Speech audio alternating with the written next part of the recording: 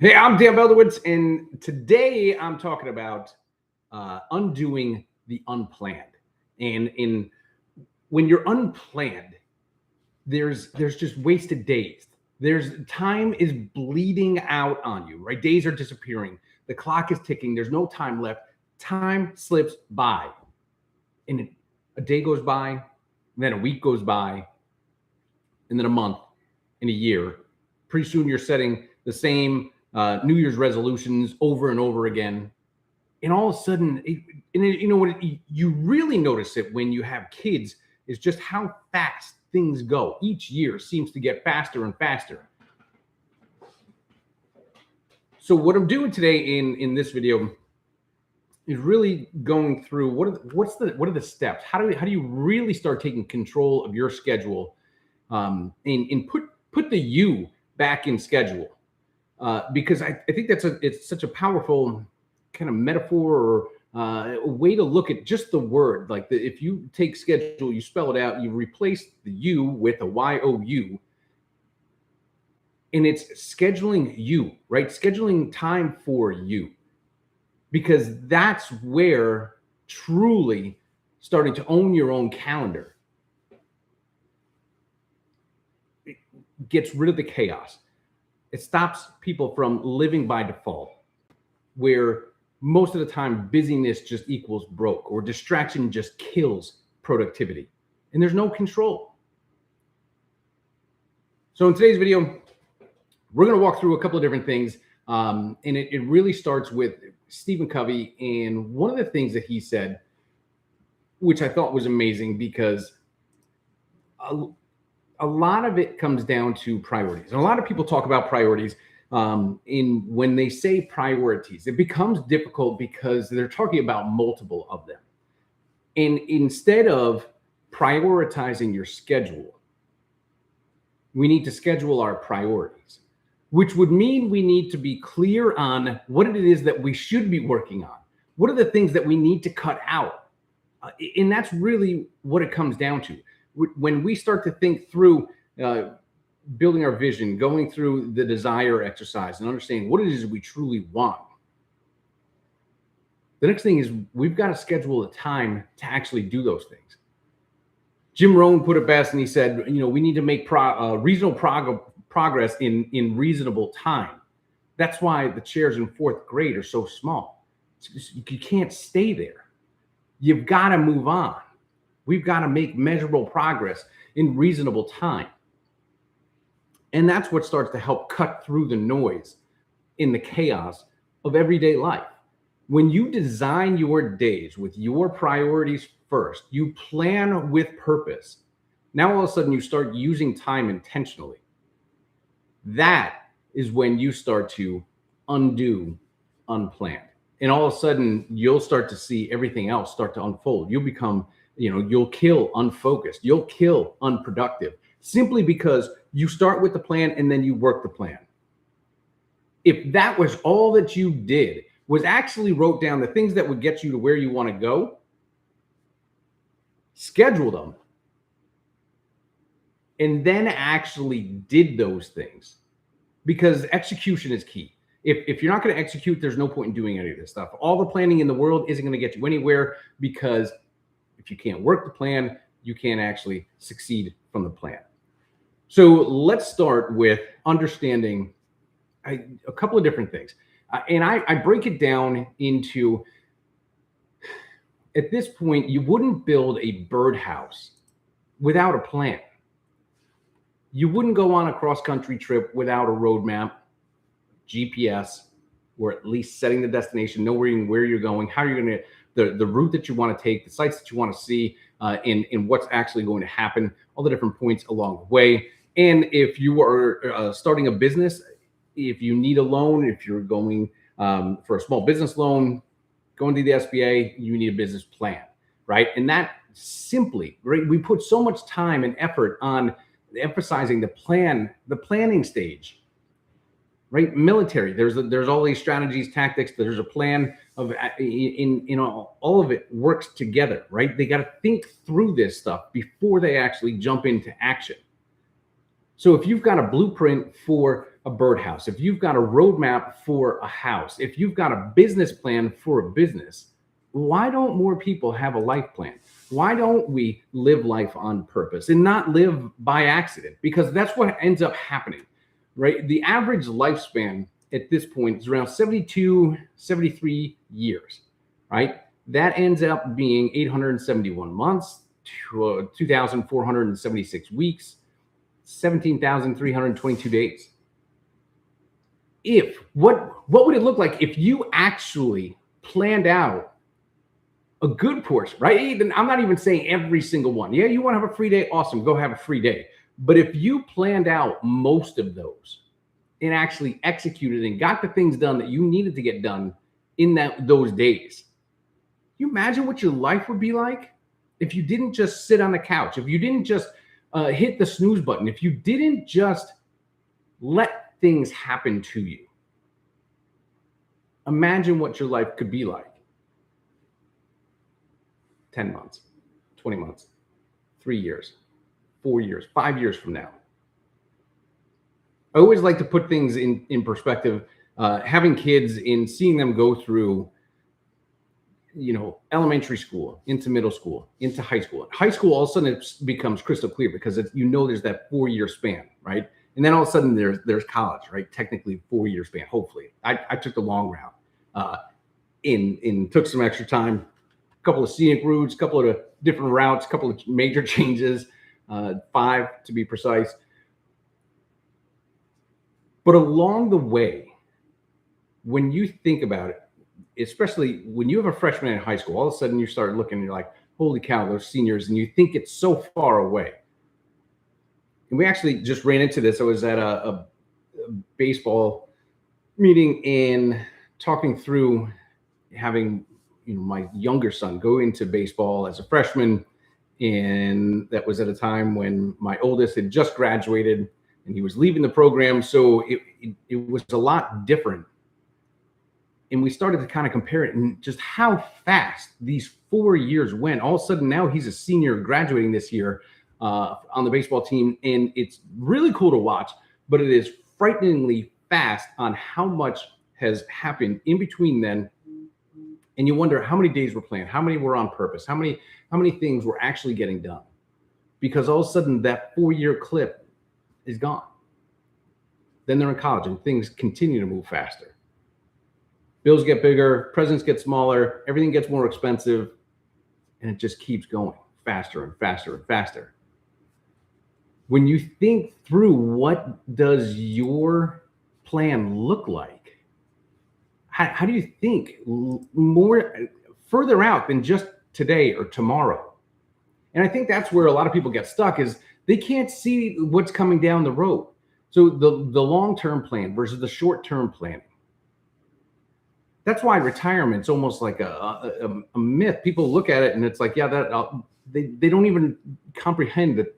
When is that going to happen? What's that going to look like? Why am I putting this money aside? Why am I taking money out of my paycheck, putting it in a 401k or a Roth IRA, or investing it, building a trust in different companies to diversify where their ownings are in? A lot of it just stems from people can't think that far out. But if you were to think about and make every decision from the perspective of what's the future me going to be thankful for the today me, what decisions? In a lot of them, the big three, right? Health, wealth, happiness, in relationships. I think that's where the investment in time in planning really starts to kick in, right? Retirement planning starts as soon as you get a job. People ask you, are you contributing to the 401k? What are you doing? What investment properties are you starting to kind of put together? How are you going to make your money make money for you?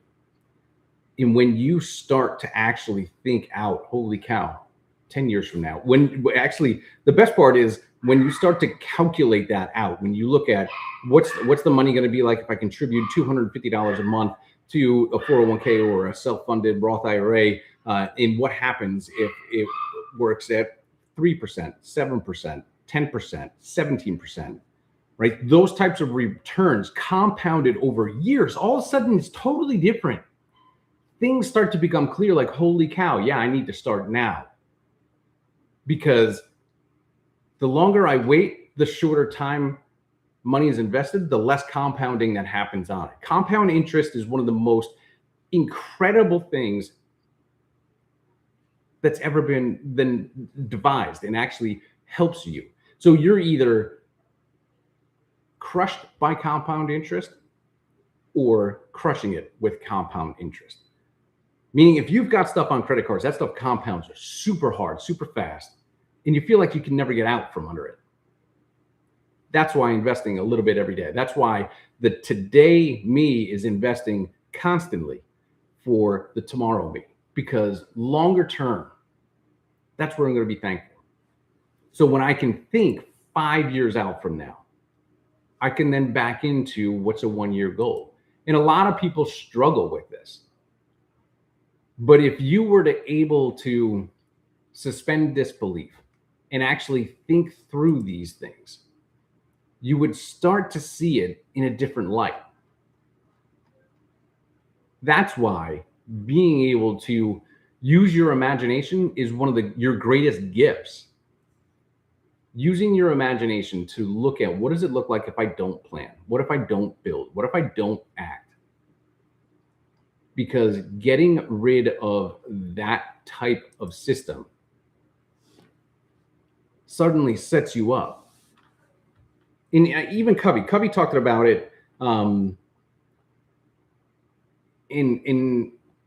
kind of put it in perspective of being able to see the future, right? Begin with the end in mind and work backwards.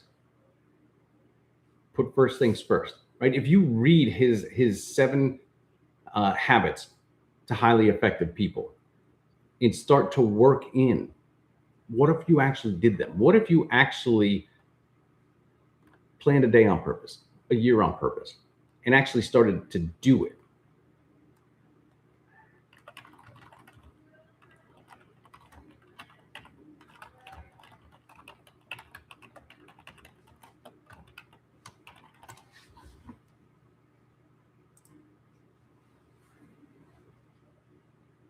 So it goes back to my example around the telescope, right? The telescope looks further out. And then you might need to just adjust the lens a little bit and bring it back to, instead of 5 years out, 1 year out. What does it look like in 1 year? What would I regret not having done by the end of this year that I would love to have done? That's in alignment with my values, my beliefs, and who I want to be. So when you think through it, it's not laziness. This is not the lack of intelligence. It's not bad intentions. It's just a matter of holding yourself accountable to creating the plan and then working the plan.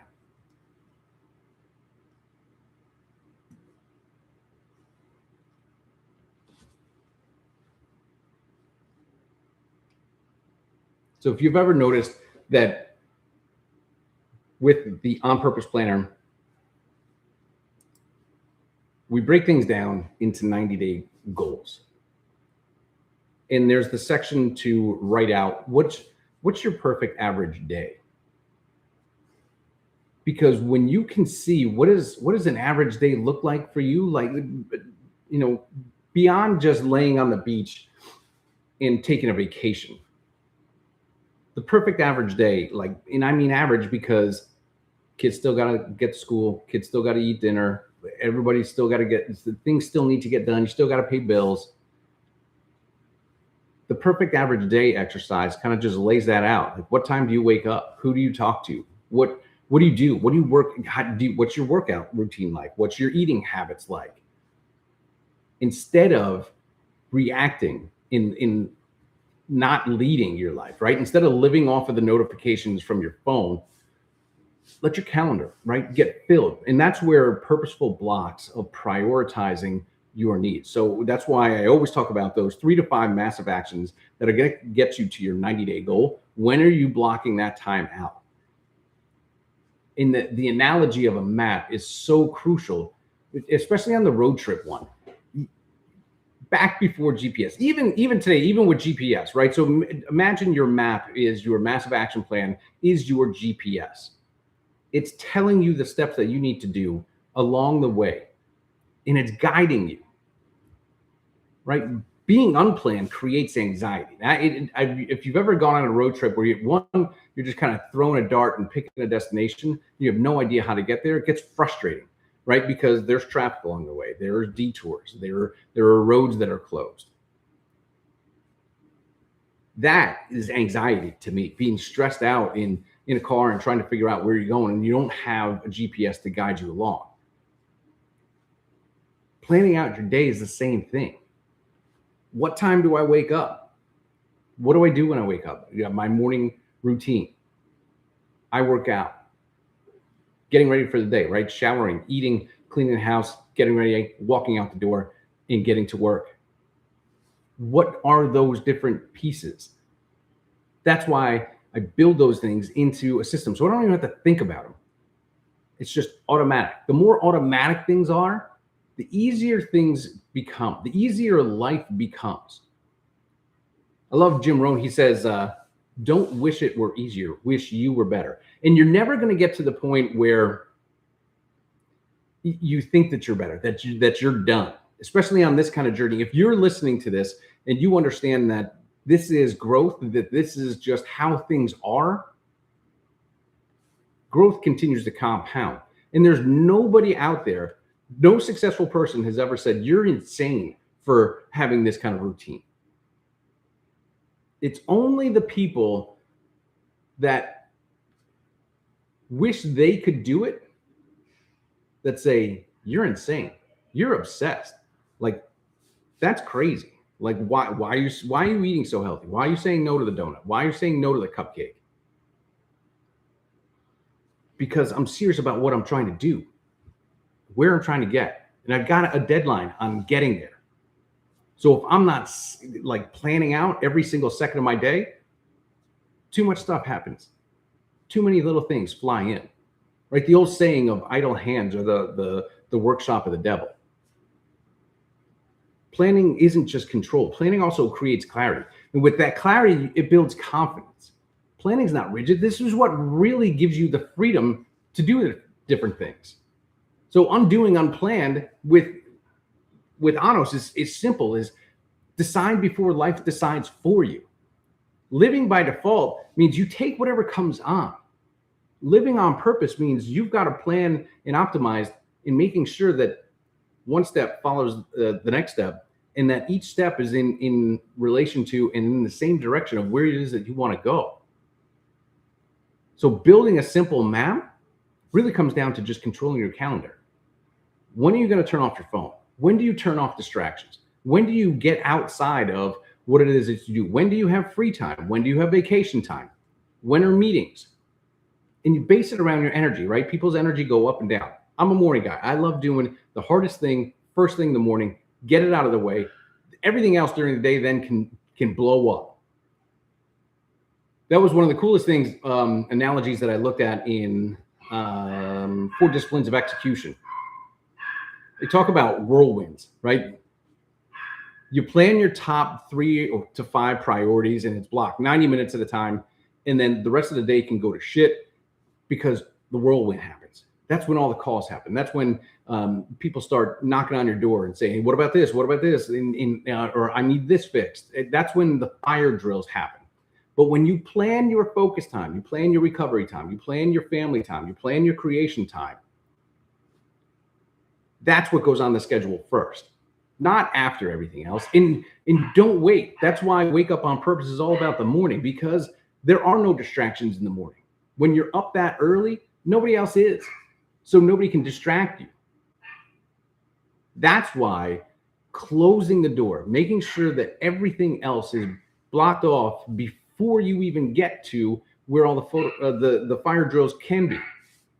Right? You don't need more motivation. You don't need more pressure. You don't need more hacks.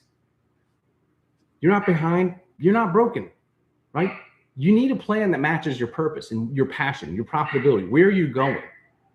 right? And when you start to schedule out your relationships, your the way that you make money, the way that you choose to live your life, it shows up.